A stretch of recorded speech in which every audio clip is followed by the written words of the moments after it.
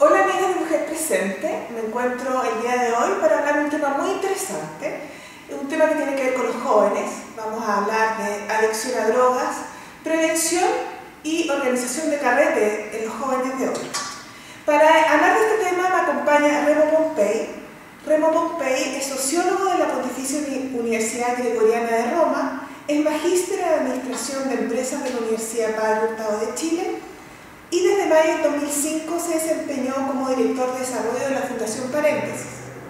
Actualmente es el director de Cooperación Internacional del Hogar de Cristo, trabajando en temas como el estudio y prevención y tratamiento de problemas relacionados con adicción a drogas en jóvenes, sexualidad y vulnerabilidad social, entre otros. Hola Remo, ¿cómo estás? Muchas gracias por acompañarnos y hablar de este tema. Y te quiero hacer la primera pregunta. ¿Qué pasa por la mente de un adolescente? ¿Qué pasa por su cabeza? ¿En qué se preocupa el adolescente hoy en día? Bueno, las preocupaciones de los adolescentes seguramente han variado, ¿no? en los últimos años, pero tampoco son muy distintas a las preocupaciones que hemos tenido nosotros, que ahora somos adultos, cuando éramos adolescentes. De partida, una de las primeras recomendaciones que trato de hacer como padre de un adolescente, cuando trato estos temas, es apelar al recuerdo, ¿no? de aquello que nos pasaba a nosotros cuando éramos adolescentes. La adultez pareciera tener una característica para muchos de nosotros de que olvidamos, dejamos de sentir y de recordar, sobre todo, aquello que sentíamos cuando teníamos esa edad. Y una de las mejores formas de acercarse al adolescente de hoy es recordarse del adolescente que uno fue, ¿no? y de las dificultades y de los problemas y de la forma de ver el mundo que tenía en ese tiempo. Claramente hay diferencias, claramente hay elementos que han cambiado que tienen que ver con el contexto social, pero consideremos que el adolescente sigue siendo un ser en formación. ¿Cuál es la edad en cual los adolescentes se están enfrentando por primera vez en contacto con una droga? Mira, ese es bastante variable, ¿no? Aquí en Chile los primeros contactos con drogas, y esa es una palabra también que muchas veces nos induce a errores, ¿no? Cuando pensamos en droga pensamos fundamentalmente en droga ilegal, entonces marihuana, cocaína, ¿ya? Que son sustancias que están presentes en el contexto social de nuestros adolescentes, pero no son tan presentes como otras drogas que son las drogas legales, ¿no? El alcohol y el tabaco son las drogas que yo te diría casi masivamente, con las que casi masivamente nuestros adolescentes están experimentando. Son las primeras drogas, son aquellos, y eso está pasando siempre más tempranamente.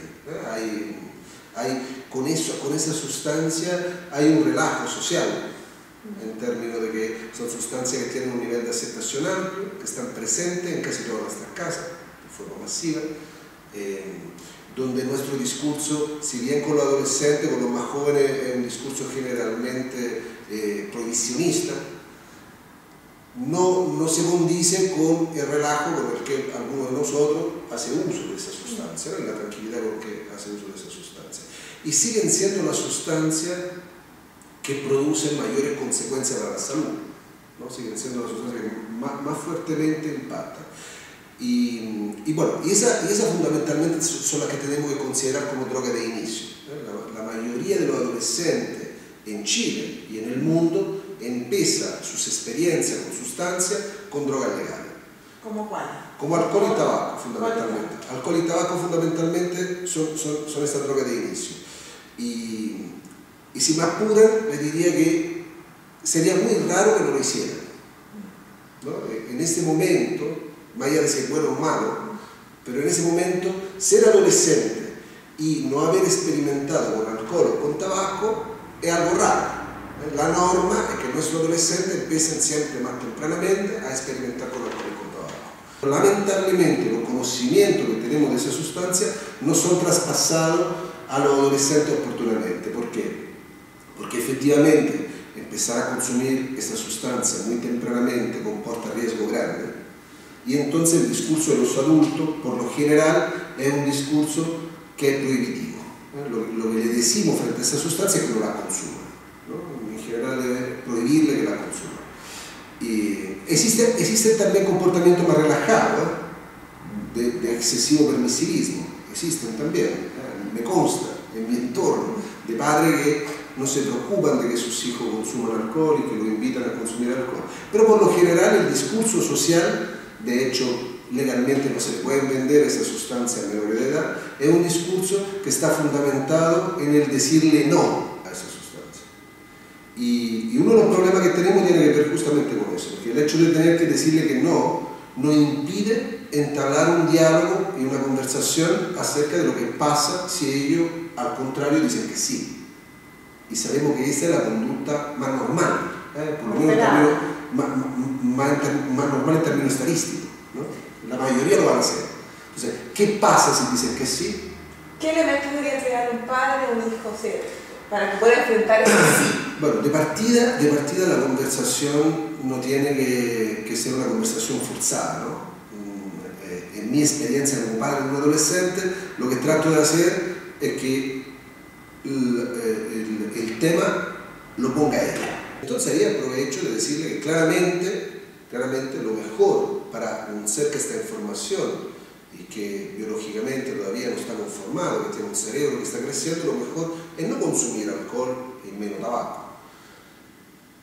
Pero que si llega a consumirlo, tome cierta precaución. Tiene que conocer, por ejemplo, tiene que saber que si se toma alcohol destilado, el alcohol destilado tiene un tiempo en que es procesado y metabolizado por el hígado y que llega a tener efecto en el cerebro, y que entonces tomar lentamente le va a permitir darse cuenta de cuando se llega a niveles de ebriedad, de pérdida de control, más fácilmente que si se toma muy rápidamente, ¿no? Que es lo típico.